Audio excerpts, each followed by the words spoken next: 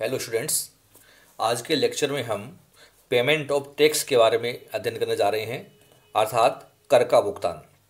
GST act में कर का भुगतान किस प्रकार से करें, ये हम आज एक क्वेश्चन के द्वारा आपको समझाना का प्रयास में कर रहा हूँ।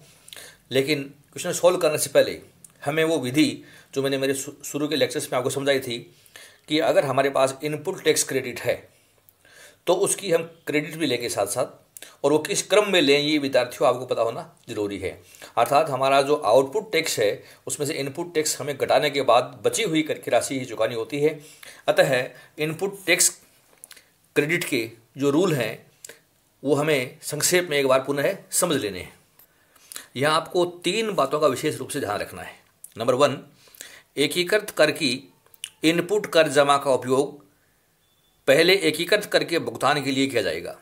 अर्थात यदि आपके पास आईजीएसटी है तो हमें आईजीएसटी की इनपुट क्रेडिट सबसे पहले आईजीएसटी से लेनी है, ये हमें विशेष रूप से ध्यान रखना है। नंबर 2, यदि एकीकृत कर का भुगतान करने के बाद भी यदि एकीकृत इनपुट कर जमा का शेष बच जाए तो अन्य कर, केंद्रीय कर, राज्य कर या संघीय क्षेत्र कर के भुगतान के लिए भी पहले एकीकृत इनपुट कर जमा का ही उपयोग किया जाएगा जब तक कि इसका पूर्ण उपयोग नहीं हो जाए। अर्थात अगर हमारे पास आईजीएसटी बची हुई है तो पहले आईजीएसटी की पूर्ति आपको करनी है, उसकी क्रेडिट अपने को लेनी है। नंबर 3, एकीकृत इनपुट कर जमा का उपयोग केंद्रीय कर, राज्य कर या संघीय क्षेत्र कर के भुगतान के लिए किसी भी क्रम में हम कर सकते हैं। आपको यहाँ ये ध्यान रखना है कि राज्य कर या संघीय क्षेत्र कर की इनपुट कर जमा का उपयोग एकीकृत कर के भुगतान के लिए केवल उसी दशा में किया जाएगा जब केंद्रीय कर की इनपुट कर जमा का शेष एकीकृत कर के भुगतान के लिए उपलब्ध नहीं है। इन बातों का हमें विशेष रूप से ध्यान रखना है। यहाँ मैं आपको क्रम बता दूँ, आईजीएसटी की पूर्ति पहले आईजीएसटी से करेंगे, फिर सीजीएसटी से, फिर एसजीएसटी से और फिर यूटीजीएसटी से। और सीजीएसटी की क्रेडिट अगर आपको लेनी हो तो पहले सीजीएसटी से लेंगे, उसके बाद आईजीएसटी से लेंगे। और अगर एसजीएसटी की क्रेडिट लेनी है तो पहले एसजीएसटी से लेंगे, फिर हम आईजीएसटी से लेंगे। और यूटीजीएसटी की क्रेडिट लेनी है तो पहले यूटीजीएसटी से लेंगे, फिर आईजीएसटी से लेंगे। यहाँ ये ध्यान रखना है कि सीजीएसटी की क्रेडिट एसजीएसटी से नहीं लेंगे और एसजीएसटी की क्रेडिट सीजीएसटी से नहीं लेंगे। तो अब हम एक क्वेश्चन के द्वारा इनको समझना चाहते हैं। मेसर्स XYZ एंड कंपनी जो केंद्रीय माल व सेवा कर अधिनियम 2017 के तहत एक पंजीकृत व्यक्ति है के द्वारा माह जून 19 में किए गए क्रय विक्रय आदि का विवरण इस प्रकार है। The following are details of purchase sale of Messrs XYZ। Number 1, purchase goods A from local dealer for ₹4,30,500 inclusive of GST at the rate 5%। Purchase goods B from local supplier for ₹6,72,000 inclusive of GST at the rate of 12%. Purchase goods C from local supplier for ₹11,80,000 inclusive of GST at the rate 18%. The value addition by way of expenditure and profit margin in respect of each goods is as follows. For goods A, expenditure ₹20,000, profit margin at the rate 10% of total cost.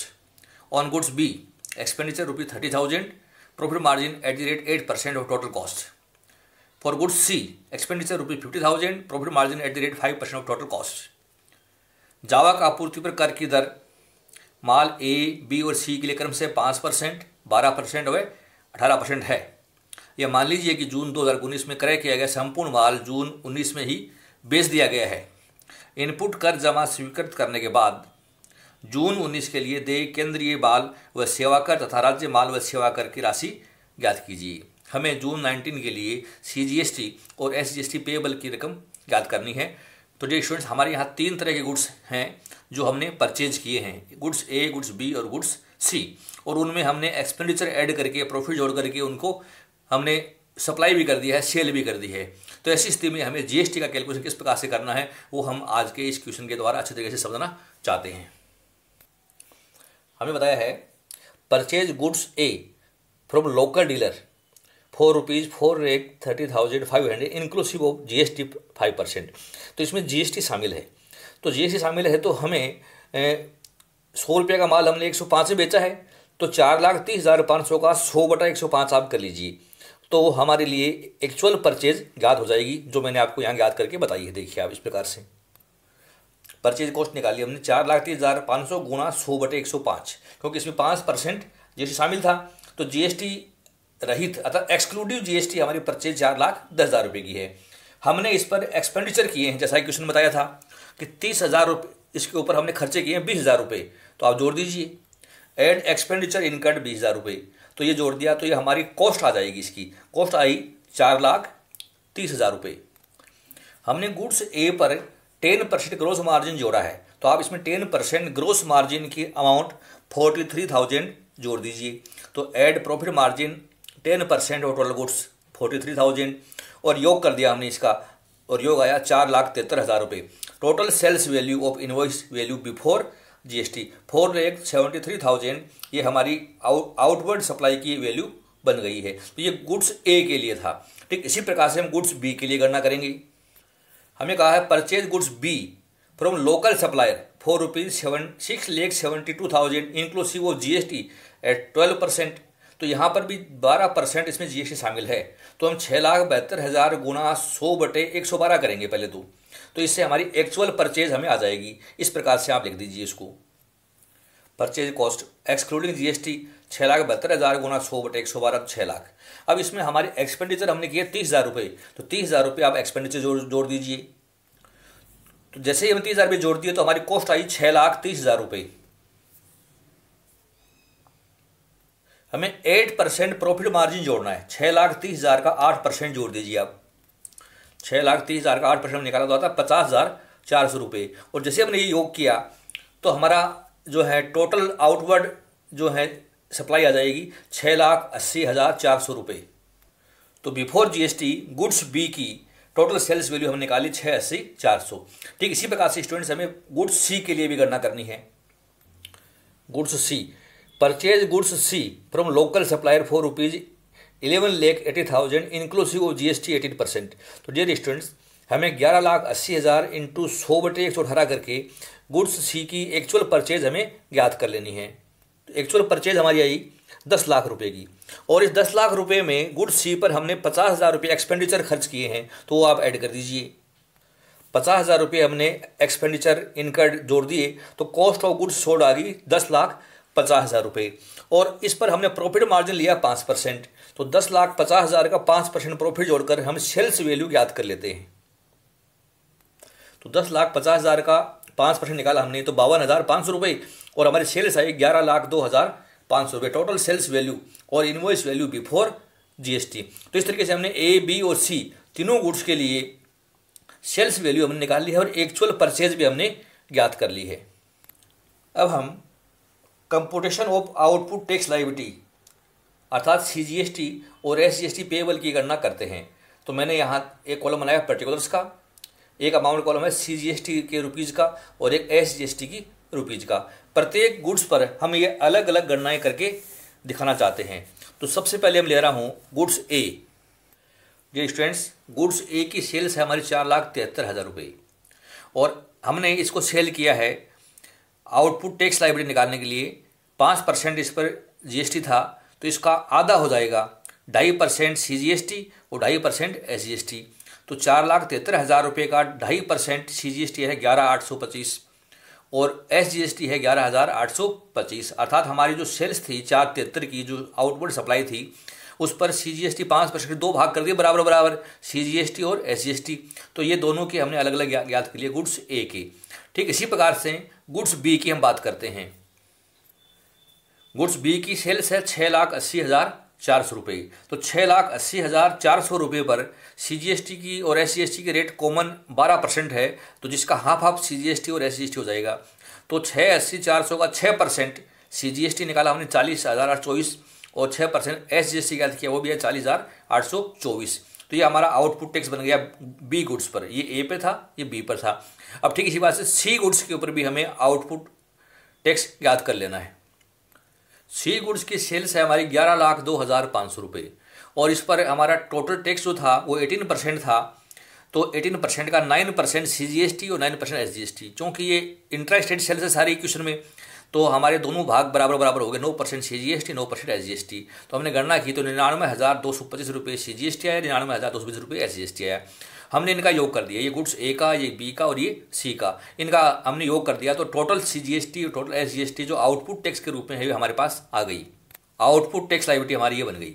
अब इस output जो tax liability है उसके बाद में हम ज्ञात करते हैं इनपुट टैक्स क्रेडिट कितनी अवेलेबल है, वो हम याद करना चाहते हैं। Input tax credit available, input tax credit in respect of purchase of goods A. Goods A विद्यार्थियों आपने देखा हमने परचेज किया है 4,10,000 रुपये का, जो आपके क्वेश्चन में मैंने यहाँ दिखा रखा है 4,10,000 रुपये गुड्स ए की परचेज थी। इस पर हमें इनपुट टैक्स क्रेडिट निकालनी है। तो 4,00,000 कुल 5% आपको लेनी है, जिसका दो भाग कर देंगे, 2.5% CGST, 2.5% SGST, 10,250 और 10,250। तो इस तरीके से हमारी अमाउंट आ गई। अब हम गुड्स बी की बात करते हैं। गुड्स बी की हमारी परचेज थी 6 लाख रुपए की और इस पर टैक्स रेट थी हमारी 12%। तो 6 लाख का 12% निकालना है तो ये 72,000 रुपये होता है, लेकिन दोनों में बराबर बराबर कर दीजिए। 36,000 CGST, 36,000 SGST। तो ये हमने परचेज के समय इनपुट टैक्स क्रेडिट पे किया था। और ठीक इसी प्रकार से गुड्स सी के लिए, गुड्स सी की परचेज हमने 10 लाख रुपए की है, मैंने यहाँ दिखा रखा है गुड्स सी की परचेज 10 लाख की। इस पर हमारा टोटल टैक्स 18% था। तो 10 लाख 18% 1,80,000 रुपये होता है। तो 9% CGST, 9% SGST, तो 90,000 और 90,000 रुपये हो गया। तो इनपुट टैक्स क्रेडिट अवेलेबल है हमारी, एक 36,250 और एक 36,250, और ये है हमारी आउटपुट टैक्स लायबिलिटी। तो ये स्टूडेंट आपने पढ़ा है कि आउटपुट टैक्स में से हम इनपुट टैक्स लायबिलिटी घटाते हैं और जो बचा हुआ है टैक्स वो हमारा GST पेबल कहलाता है। हमें करना है computation of CGST and SGST payable. तो देखिए स्टूडेंट हमारा CGST 151,874 हमने कलेक्ट किया था और SGST हमने कलेक्ट किया है 151,874। इसमें लेस कर दीजिए input tax credit available in respect of purchase of goods. तो हमने याद कर लिया है CGST का योग हमारे पास 136,250 का, तो ये लेस कर दीजिए। और SGST का योग भी हमारे पास है 136,250। तो हम देख रहे हैं कि SGST, हम देख रहे हैं कि हमारे आउटपुट टैक्स में से इनपुट टैक्स कम है, तो कंप्लीट क्रेडिट हमें मिल गई और बचा हुआ टैक्स हमें चुकाना होगा 15,624 CGST, 15,624 SGST। तो CGST and SGST to be deposit in cash. तो इस तरीके से हमें GST का भुगतान करना होता है। तो आपने इस एग्जाम्पल के द्वारा ऐसा समझने की कोशिश की कि CGST की पूर्ति हमने CGST से की है और SGST की क्रेडिट हमने SGST से ली है। इस क्वेश्चन में चूँकि इंट्रा स्टेट सेल थी, किसी भी प्रकार का IGST नहीं था, तो आसानी से हमने टैक्स की गणना कर ली। तो ये हमारा मेथड रहेगा कि कंप्यूटेशन ऑफ टैक्स का और टैक्स पेएबल का, जिसमें हमें इनपुट टैक्स क्रेडिट भी लेनी होती है। मेरे अगले क्वेश्चन में मैं आपको एक ऐसा क्वेश्चन लूँगा जिसमें CGST भी होगी, जिसमें SGST भी होगी, उसमें IGST भी होगी। तो किस प्रकार से हम इनके क्रेडिट लें और कैलकुलेशन ऑफ टैक्स कैसे करें, ये अपने को विशेष रूप से समझना है। तो डियर स्टूडेंट्स, GST की गणना करने के लिए सबसे पहले हमें हमारी एक्चुअल परचेज चाहिए, फिर उसमें जो हमने वैल्यू ऐड कर दी है, चाहे एक्सपेंडिचर के रूप में चाहे प्रॉफिट के रूप में, हमारी वैल्यू सप्लाई निकालनी है, अर्थात वैल्यू ऑफ इनवॉइस निकाल लेनी है।